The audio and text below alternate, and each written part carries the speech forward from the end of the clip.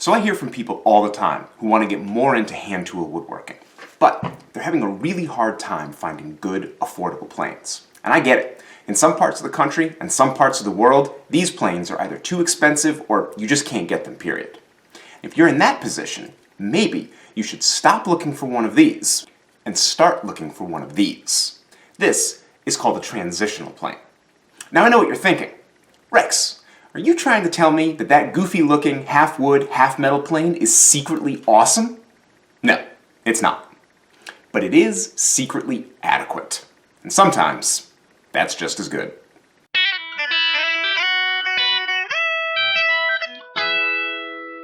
So, why is this thing even called a transitional plane? Well, some people will tell you that these planes mark the transition point between all wood planes and all metal planes. Those people are wrong. That's not what happened. Stanley actually introduced the all-metal plane first, but they had a lot of trouble getting craftsmen of the period to adopt them. Why is that? Well, let's ask a period craftsman and see what he has to say about it. What's that? Oh, you'd like me to stop using my wooden plane, and you want me to use this thing instead? Oh, no thank you.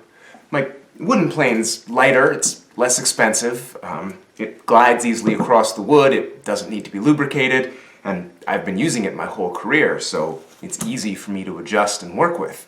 And besides, this thing's made of iron. It could scratch the wood. My wooden plane's not going to do that. I'll just stick with the wooden one. But thanks anyway. So now Stanley has kind of a problem. How are they going to get Woody Guthrie over there to adopt a plane that he doesn't need, doesn't want, and costs more than the tools he already likes? That's a very complicated marketing thing to work out. But Stanley did come up with a brilliant solution. They took a piece of wood that looked a lot like a traditional wooden plane and just grafted on their mechanical adjuster, which was the biggest selling point of their planes to begin with. And this way, you could get somebody into a plane that was sort of familiar and then get them used to mechanically adjusting the iron, which is very convenient. I like it a lot, personally. And with this sneaky tactic, you can get craftsmen to transition to your new style of plane. That's where the name comes from, getting craftspeople to transition, not the transition from wood to metal. These days, transitional planes do not have a good reputation.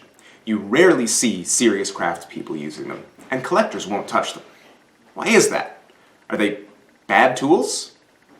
Well, yeah, a little bit. A lot of people hate transitional planes, and for good reason. This, for instance, is a number 37, and it is a miracle of bad design. I can't believe the number of things Stanley screwed up on this. You'll notice the tote back here and the weird angle. It doesn't really fit under the iron, and instead of moving it back, they just changed the shape to this weird cocked forward design.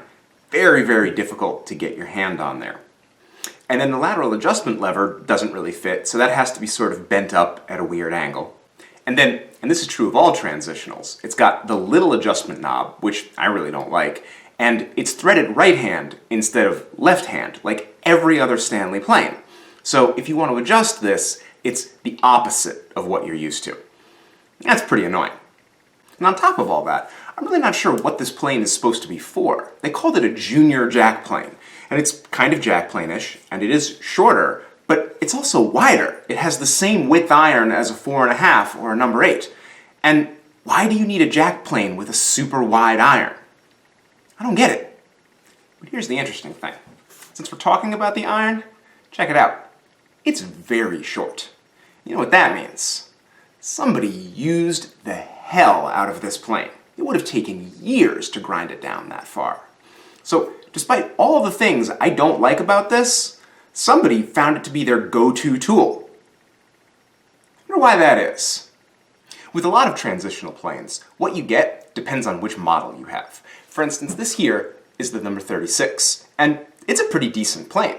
Unlike a lot of the other models, they went to the trouble to cut the body away down here. That allows the tote to be lower and gives it clearance between the blade assembly and the lateral adjuster.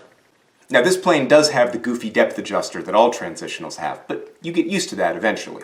What matters more about this is that it's a nice, compact, relatively ergonomic plane. What's really interesting about it is that it's the exact same size and width as the number 4.5, which is a really sought-after, expensive model. I wouldn't say this is as good as a 4.5. It doesn't have the heft and the size to it, but it's got that extra wide cutter. So if you're surfacing a large board like a tabletop, this plane is going to be a pretty good choice for that. Lightweight, low friction, and the wide cutter lets you take wide, wispy shavings and get done pretty quickly. This isn't the best plane I own, but I've even gone so far as to take this to work with me when I worked in other people's shops. I got a few weird looks from my boss, but by the end of the day, he even picked it up and tried it out and thought it was pretty decent. So a plane like this is well worth the investment, especially if you don't pay much for it. So obviously you want to know where to find these, how much to pay for them, and what to do with them once you get them home. Well, here's an example of a plane that I like a lot. This is the number 26, and it's just a basic run-of-the-mill jack plane. Now, I use my jack for relatively rough work, and so it doesn't have to be super precise or super accurate. And if I was short on money, I really wouldn't hesitate to use this as my main jack plane. It's fine. Easy to grab, good iron, good chip breaker, goofy adjuster, but whatever. And the price was right. My dad actually found this at a tag sale. He paid $5 for it. Thanks, Dad.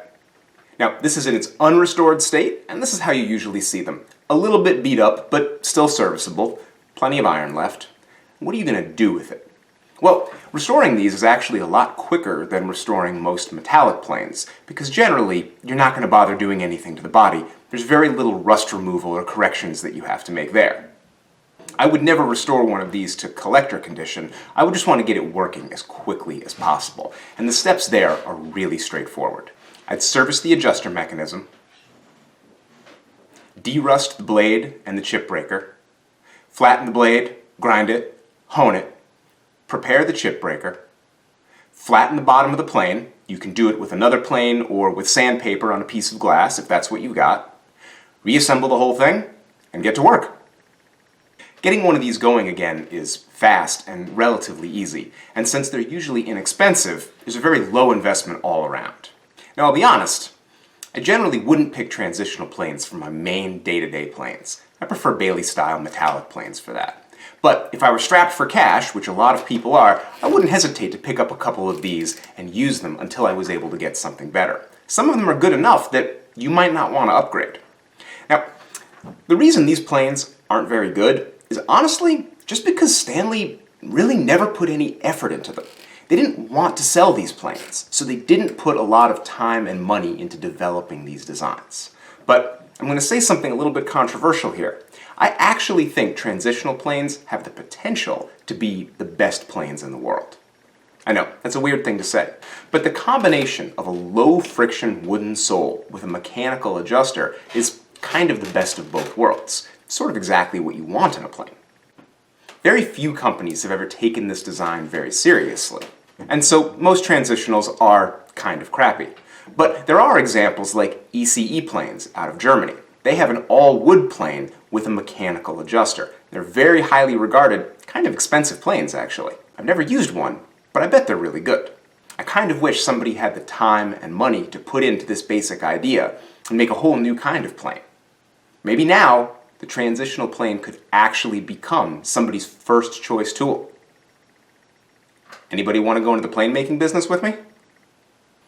I didn't think so, and that's fine, because I prefer to make my money here doing content. And the best way that I can do that isn't through sponsorships, and isn't through shilling for companies. It's by getting the support from my viewers, and I do that through Patreon. So if you enjoy this content and you'd like to see more of it, go over to patreon.com/RexKruger and sign up to support this channel. You get early access to all of my videos, plus tool reviews, book reviews, blog posts, articles, giveaways, Ask Me Anything videos, a whole bunch of stuff. I'm doing my best to make a rich and interesting community for craftspeople over on my Patreon page. So give it a look and see if you'd like to contribute. And if you're not ready to sign up for monthly support, a really easy way to support this channel is just to click on my Amazon link down in the description there. And then you can do your shopping just like you normally would, especially your holiday shopping. It doesn't cost you a dime more, but if you click on that link and buy anything you want, like, oh, I don't know, large screen TV, it's just an idea, I get a little cut of that. It's a huge help to the channel. So there are a lot of ways that you can make this kind of content happen more often and make it better. And I really appreciate it. And even if you can't support this content, I still just love having viewers. So thanks for watching.